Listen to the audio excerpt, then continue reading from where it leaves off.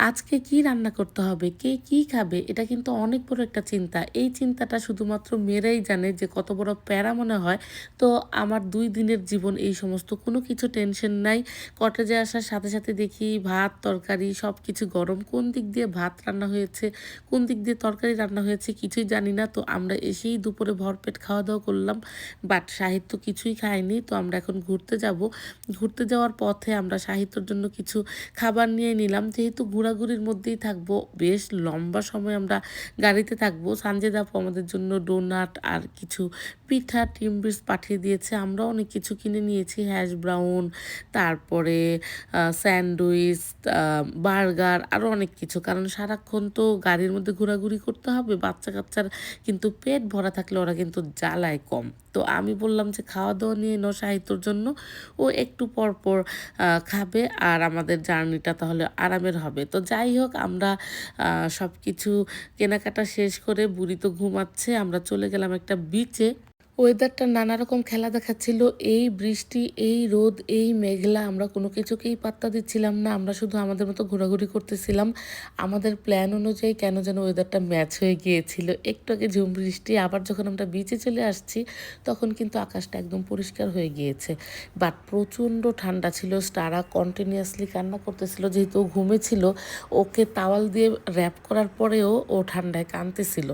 এত সুন্দর একটা বিশাল বড় বিচ আর এখানে শুধুমাত্র ছিলাম আমরাই।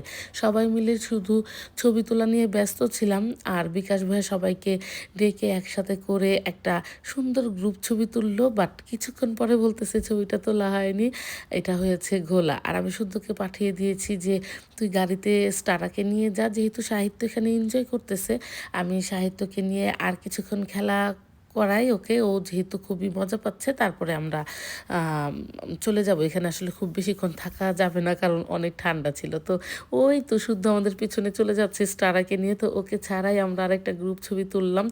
তারপর ওখানে কিছুক্ষণ সবাই ছবি-টবি তোলা নিয়ে ব্যস্ত ছিলাম। তারপর চলে আসছি আমরা কটেজে। কারণ কটেজে আসার পরপরই আমাদের একটা মজাদার নাস্তার আয়োজন করা হয়েছে। সেটা হচ্ছে ঝাল, ঝাল মরিচ দিয়ে, সরিষার তেল, চানাচুর দিয়ে মুড়ি মাখা নাসরিন আপু মাখিয়েছে।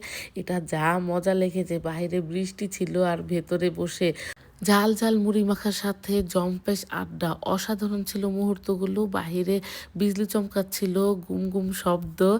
আর হচ্ছে রাতের প্ল্যান আমরা বারবিকিউ করব।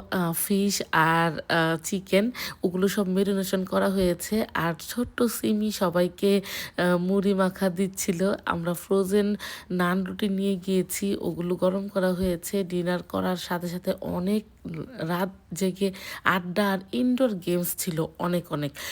ওই ইনডোর গেমসগুলো খেলতে, খেলতে আড্ডা মানে হাসাহাসিতে সারারাত মুখরিত ছিল।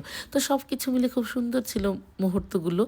আপনাদের সাথে শেয়ার করলাম। আশা করি আপনাদেরও ভালো লেগেছে। তো ভালো থাকবেন সবাই। আজকে এখানেই সবাইকে জানাচ্ছি আল্লাহ হাফেজ। তারপর কোথায় ঘুরতে গেলাম পরবর্তী ব্লগে শেয়ার করব। আল্লাহ হাফেজ।